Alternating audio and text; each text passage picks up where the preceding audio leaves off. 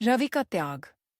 वो एक छोटी सी जगह थी, बिहार के मुंगेर जिले का एक शांत और मिट्टी की खुशबू से भीगा हुआ गांव। वहीं पला बढ़ा था रवि। वह 22 साल का एक सीधा साधा लड़का जो खेतों में अपने पिता का हाथ बटाता था। उसकी जिंदगी में कोई बड़ा सपना नहीं था, बस माँ बाबूजी की सेवा और 2 वक्त की रोटी। उसी गांव में रहती थी नेहा। नेहा और रवि के परिवार में अच्छी दोस्ती थी। दोनों परिवार एक दूसरे के काम भी आते थे। नेहा एक 17 साल की होशियार लड़की जो स्कूल में हमेशा अव्वल आती। उसका सपना था डॉक्टर बनना।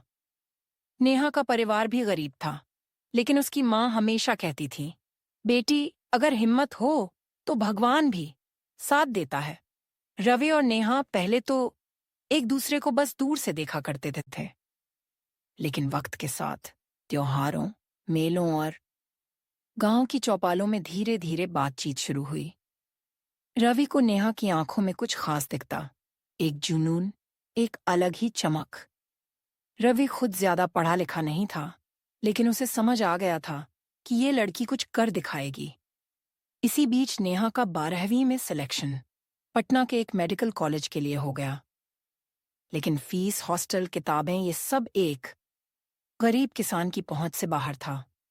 इसलिए उसके पिता ने कहा, बेटी तू अब शादी कर ले, आगे की पढ़ाई का खर्च अब हमारे बस की बात नहीं है। उस रात नेहा छुप छुप कर बहुत रोई। अगले दिन रवि मिला तो उसने पहली बार उसकी आंखों में हार देखी। नेहा की आंखों में हार देखकर उसने नेहा के लिए कुछ करने को सोच लिया। फिर रवि ने कुछ ऐसा किया जो किसी ने सोचा भी नहीं था। उसने अपनी जमीन की कुछ भाग, लगभग 1 बीघा जमीन जो उसके दादा की निशानी थी, बेच दिया।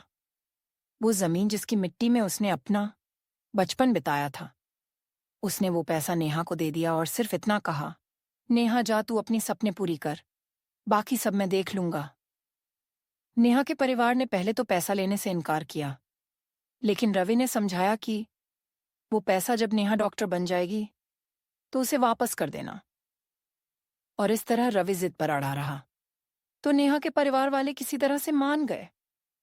उस समय रवि के चेहरे पर सिर्फ सच्चा प्रेम था, जिसमें ना किसी अधिकार की भावना थी, ना कोई उम्मीद। नेहा पटना चली गई। 4 साल तक नेहा पटना में खूब पढ़ाई की और रवि खेत में मजदूरी की। कभी ट्रैक्टर चलाया, कभी गांव के स्कूल में बच्चों को ट्यूशन पढ़ाया। वह रोज नेहा को याद किया करता था।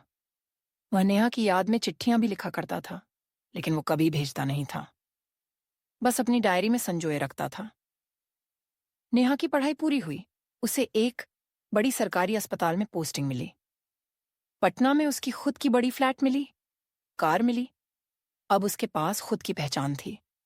अब लोग उसे डॉक्टर नेहा सिंह कहकर बुलाते थे। लेकिन रवि अभी भी वहीं गांव में अपनी टूटी फूटी साइकिल के साथ उसी झोपड़ी में रहा करता था। उसी दौरान नेहा एक मेडिकल कैंप के सिलसिले में गांव आई और बहुत सालों बाद वो रवि से मिली। उसका गला भर आया। रवि अब पहले से थोड़ा ज्यादा झुक गया था, रंग और सांवला हो गया था, पर मुस्कान वही थी। कैसी हो डॉक्टर साहिबा? रवि ने हंसते हुए पूछा। नेहा ने कुछ नहीं कहा, बस उसकी आंखों से आंसू बह निकले। तुमने तो अपनी पूरी जिंदगी मुझे दे दी रवि। और मैंने क्या दिया? नेहा बोली। रवि ने मुस्कुराते हुए जवाब दिया, तू जब किसी मरीज का इलाज करती है ना, तो लगता है जैसे मैं भी थोड़ा थोड़ा जी रहा हूं तेरे साथ। नेहा कुछ पल चुप रही, फिर अचानक से रवि को गले लगा लिया। मैंने बहुत ऊंचाई पाई रवि, लेकिन तुम्हारा प्यार उस ऊंचाई से भी ऊपर है। उस दिन नेहा ने अपने परिवार को बताया कि वो रवि से शादी करना चाहती है। सबने विरोध किया, तू डॉक्टर है, वो एक मामूली किसान।